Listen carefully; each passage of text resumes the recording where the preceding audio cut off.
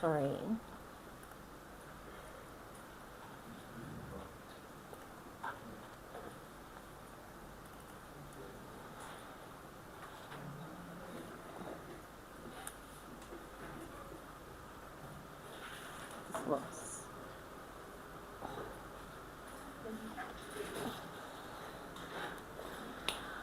Good afternoon, everyone. My name is Michelle Oji Osuwo, and the topic for today, our knowledge sharing session, is Landscape 101, the do's of exemplary design. An overview of landscape architecture, design principles, and leading global practices. So, like architecture or design, there's always kind of like two sides to it, right? So we'll start with landscape, so landscaping is the art of designing, installing, and maintaining outdoor spaces. That's just landscaping. Anyone can landscape. Like interior design, there are a lot of interior designers, but there's interior architects, right? There are two levels to it. So landscaping is the art of designing, installing, and maintaining outdoor spaces. It's an art. Anyone can do it. But then landscape architecture bridges the gap between the built environment and nature. So it's more technical. It takes it a step further. It's not just about making the place fine. It's not just about putting this flower here, putting this flower here, putting this here. It's more intentional, because it bridges the built environment, so the building, and then the people who are going to be using it. So there are 10 principles for effective landscape design. So for 1 to 5, you need to first understand your site. Remember the user. So who are you designing for? Who is using the site? The form and style, so your inspiration. How are we going? Are we going for something minimalist? Are we doing something very floral, beautiful? You have to choose what theme and style you're going to do. Create links and spaces. So that's how the spaces, even on the site, connect with each other. So from your building to, for example, the sit-outs, from your building to the pool, from your building to the other side, how do they link? And then your plant function, what plants are you using and how are you using them? Structure planting, more the how are you using them? Highlighting key points. So in your space, is there a focal point you want to focus on? And then detail and texture. So how are you playing around with the plants? How are you playing around with the texture? How are you playing around with the walkways? Time and growth, and then protecting resources. So getting right into it. So to understand your site, it's just like design, right? When you first get a design, what do we do? Site analysis. That's what we do in school. Even here, you have your design. You're meant to decide where is the access road, where is the sun rising from, where is it setting, what kind of soil is on the site, what kind of area is here. So site analysis. So you have to understand your site first. The existing plants that already exist, what are you removing, what are you not removing? Topography and drainage. So on the site itself, how does it, because you're dealing with plants and all of this, how does it drain itself naturally? The climate, because then the climate determines what kind of plants would be on site, and then sun and shade. So if we're using this as an example, I hope everybody, this is going to be to explain the 10 processes. This is the example we're going to be using. For example, we have our proposed, right? And then we have the detail of, okay, there's a shade on this side. The full morning sun really touches this side. And then deep shade, probably because of the house, covers this end. And then the full evening sun. So as the sun is setting, this is the part that really enjoys it. So you understand your sites. 2, so this is also like, more detail. So when you understand your sites, we say, okay, we're removing, you've already noted your existing plants. We're removing this plant here. This is an existing tree, everything is labeled out. You have the, again, existing proposed building or existing building. And then you're detailing everything. Keep water off walk. So the site probably drains this way, so the water flow comes this way. You have to note all of these things down. We're removing plants here, keeping existing tree, removing shrubs. So yeah.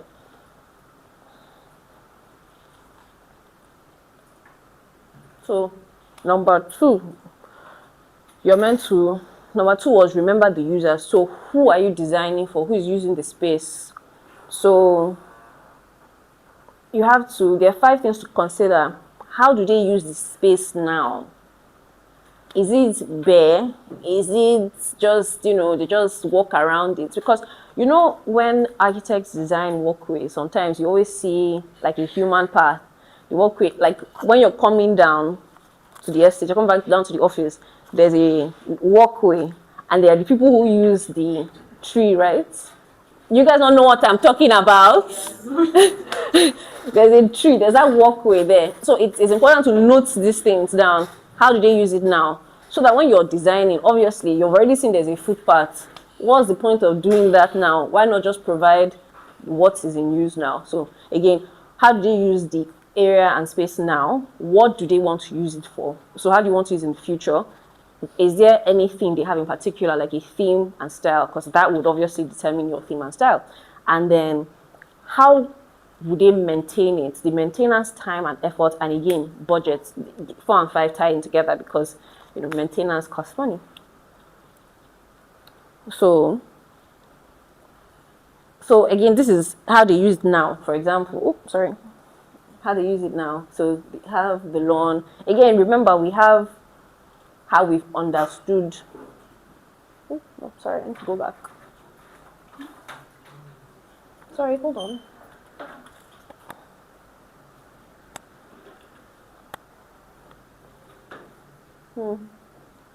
Okay, sure. This is the proposed use area. They want a dog run, an open area for play. They want planted area, so like very curated planted trees. What they want to use for walk, and then this is the entry area. And then if you remember from the first slide, the site drains this way, so a drainage feature here. Okay. Next is use a form or style theme, the use of a form or style theme. So just like in number 2, you have to know what style you're using. Are we going for minimalist? Are we going for countryside? Are we going for beaches? Japandi. I don't know what they do outside, but you know what I mean. So when you pick out the form and theme, it helps in designing the space better. So how is the space shaped? Is our building very regular? Is it a square? Does it have a little curvy thing?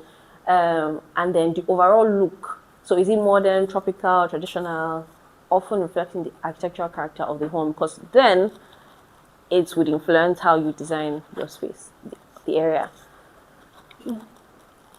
So when designing a landscape, it helps to choose the theme so that you can pick better plants, materials, and then the layout. You can obviously get ideas like magazine, Pinterest, YouTube. Boss was saying it earlier, watching lots of YouTube videos, going outside, touching grass, etc, etc. Number 4, create and link spaces. So it's, again, the landscape is usually an extension of whatever different activities happen on the building. So are we doing the landscape for a residential building? Are we doing it for a public space? Are we doing it for a library, etc, etc? So it's usually divided into 3 parts. That's when you're linking and creating spaces. The front, the back, and then the side. Front being obviously very public, the back being private, and then utilities. So that's how you link the spaces, obviously, with pathways, and then how do you want to design the pathways is also very important. Number 5, the function of plants. So again, I was mentioning that the difference between just landscaping and landscape architecture is that it's very intentional. So how do the plants help you in the space? Have a look at this image now. There's a hedge here that demarcates this space for this space, so there's privacy. You're obviously able to use the hedge as a, what do you call this thing, barrier, And then compared to not using the hedge, it's just a big tree because, you know, it was placed recklessly and there's no privacy. So that's something you can put in mind. So if you're taking note of that, you can either, so it has, three of them actually go hand in hand. So aesthetically, the beauty, so what? Beautification of the area. So how beautiful the plant is, sure. How it is structurally, and then that's, for example, the first image, are you using it as a barrier for like zoning, safety, etc. And then the utilitarian aspect, which is, you know, the sustainability of the whole thing. Then number 6, structure the planting. So we've moved down to the planting aspect. It's not enough that the plant is fine or the trees are fine or the grasses are fine. How are you structuring them? There are 2 ways to structure it. You either make it horizontal or you make it vertical. So in the previous image, it was a horizontal structuring. So on plan, towards the edge, you have the trees. And then when you move in, they're smaller. So for example, okay, let's use this one. For example, we can easily assume that the fence of this building would be at the back here because of these trees are higher. And then you have more detailed plans towards the building itself, right? So this is a vertical structuring.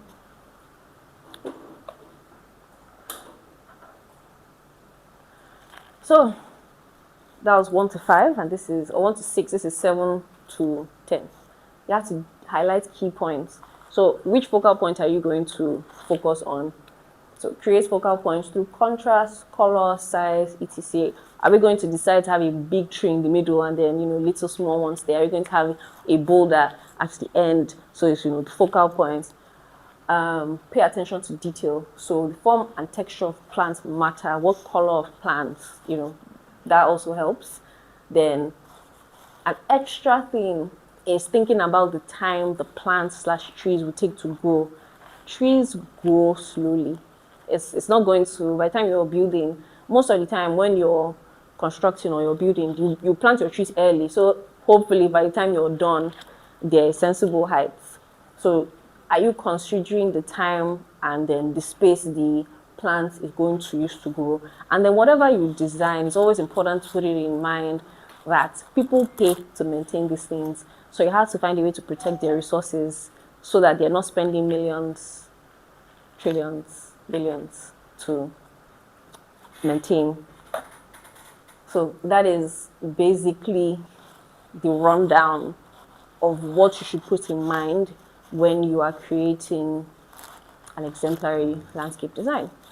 By extension, we'll talk about spaces or architectural firms, spaces that stand out, and then the landscape firms that have built them. So we have Sasaki, Olin, MVVA, James Conner Field Operations, and West 8. For Sasaki, what they did was the Chicago River Walk. Not all of the examples I'm going to give you right now are very landscapey. They fall under landscape, but it's not in the trees and plants that I've been talking about. So it's something to put in mind. So Chicago River Walk, this is how it looks now. It was transformed from just a boring, that's how it was before, just, you know, industrial area, just has the water. Yeah. But this is what it is now. Very, you know, people can walk in here, have runs, etc. The Olin, the Bryant Park in New York. So it's just an open space that has a lot of trees around it. It used to be, so this is an aerial view of how it is. If you remember how the vertical structuring goes, you have the larger trees here and then smaller trees kind of fall in as you go in. And then it's just a big park. It used to be like a reservoir, but then it got changed to a park, and then it got changed to another park, and then it got changed to the final thing you see now. So this is it. The bigger trees at the end, and then the smaller trees here, smaller shrubs and benches. kind of create a structured layering. Then the Brooklyn Bridge Park, this is it right here, just around here. This is the bridge, obviously. So this is just how it was before, and then this is how it is now. Very lush, very green. And this is another picture of how it looks now. And then the High Line in New York. So it used to be a railway, but it's now just, so this is how it looks. Another image, how it used to, the rail tracks, and then this is what it is now. Then finally, this last one, Governor's Island Park in London. So this is how pretty it looks architecturally. Flowers, shrubs. Another image, and then yeah, we're done with the examples. So special mentions, GreyBoulders, yay. I don't know if we've done, I couldn't find so many other ones, but the ones I have, I will show you. So this is a Guzape backyard. I'm not hearing an applause, sorry. Yeah, thank you. It was visualized by Fola. Another applause, please. So it's one of those. It's one of the examples I'll give you because it was a really small project. It's just literally the backyard of a residential house. So it had little space to work with, but you connect, this is the main walkway, you connect it to wherever they're sitting with the trees. It was very thought out. Thanks to architect Abdul, who's the landscape architect. So this is the plan. You have some hedges here, kind of to demarcate between the main walkway and then the space itself, the sitting area, and then the trees that are clearly labeled out here. I mean, the point of knowledge sharing sessions is that your work can always be better. So obviously, by God's grace, we will move on from this to something way better. But this is a little example. Then the other one is Palms Grove, which was the landscaping for a hotel, also visualized by Fola. So this is mostly it. The hotel is somewhere on this end, and then the spaces here, sit out, a pool, a bar. Then yeah, just pictures.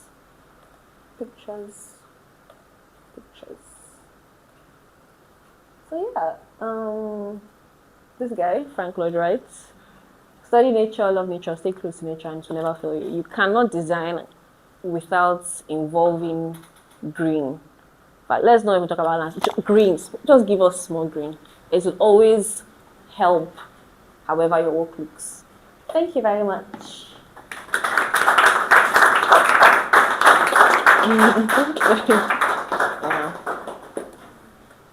Yeah. Thanks. Goodbye. Go for lunch. Do you have any questions? Go for lunch. Amazing presentation, Michelle. Do we have any questions or suggestions? I want to pass this mic around. Someone must talk. Any questions or suggestions? Okay, I'll start. So the slide about, you were like hard landscape versus trees and everything. The first one you mentioned was like a pavement kind of thing, right? Like linking the spaces? Yeah. Hold on. When I think it was the one by Sasaki. Oh, okay. The example. Sakaki, something like, yeah, exactly, this one. Mm-hmm. We don't see green here, and I think a lot of our presentation, landscaping in Africa tries to focus on green, not just in Africa, all around. Well, in the defense, I think for this one, because of it's such an industrial area, unless it was going to be artificial green, there's no way they would have really brought in natural green. So they still had to make use of what they still had to do what they could do the best way they could. So I think that was what I would say about this one. Okay. They could have added a flower pot or something, I think. It's just a big drag. Or the water is part of the landscape. Maybe too, they right? can't, fair, and then, maybe the public people, that's the people who claim, can't how well would they really maintain this space? Maybe it was not in the budget. Yeah. True, fair enough. Any other suggestions, questions? Tolu, you look like you want to say something. Please help me pass the mic to Tolu. He does it though. Okay, all right. In terms of landscaping, me, I'm always majorly like fascinated by functionality as much as aesthetics is priority as well. But now let's give an example. Pathway, road, pathway. How do we get to that pathway? Sorry? Let's give an example, right? We have a pathway, like walkway, right? Then there's a road, then there's a pathway. It's a car coming. So do we always have to look left and right? I think there should be. Zebra crossing, I don't get. How many We're zebra talking crossings as do if- we even have? So now you're talking about the deficiency of Nigeria, not But we are what is supposed, proper. we are supposed. That's Right? Nigeria. But is that If- the only way we can solve it as per our designs? Oh, in our design. Yeah, how do we solve things like that? E.g., let's give an example of this project we are doing now. This is the Opala project, right? So we have a road and we have like a 6-meter road. We have a major road, a 6-meter road, and now. Or let's even use 917. How do we cross to that pathway? Because there's a pathway, it ends. After a road, there's another pathway. So you're saying not about zebra crossing. Again, it's not about, it's the design. You have to design it in a way that the flow of traffic is not like ridiculous. For example, now, if you're saying road, walkway, road, so how it should ideally be designed, I would say, is walkway, road. That's 500 barrier and then road. There's no way, I don't know for now, if there's any way we can necessarily design it to not have road. Zebra crossing is what it is. You have to look at, that's how it is, and that's how for now it will be done. There's no point doing what an overhead over a 6 meters. It's quite ridiculous. No, I'm not saying. So you work with the walkway and just find a way to design the site or the area in a way that traffic flows reasonably, and that the pedestrians at the end of the day are safe. That's how I would say it. All right. So how do we solve type of trees that we Type can of have? trees Yeah, inside. in on site. Yeah. Okay, Like so as much as I like these ones in Games Village, right? It litters the ground too much. Like you said, maintenance, they're paying cleaners too much. okay, maybe. so now is that a you thing, or you're just saying it is? Oh, what if the client does not like its way? It depends. They're not all trees. Well, I mean, all tree sheds. Can't lie. Like I'm saying, should we now focus on type of tree as well?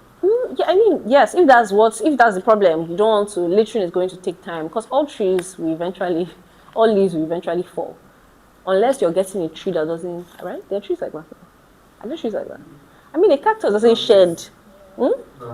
Palm trees, bamboo, cactus sheds. I don't even know. Exactly. So it's now maybe the type of tree and how bad it is and how you're going to manage it. I think that's how I would say it. Yeah. Okay, for now. Thank you. For now, sending. Thank you so much, everyone. Thank you, everyone. And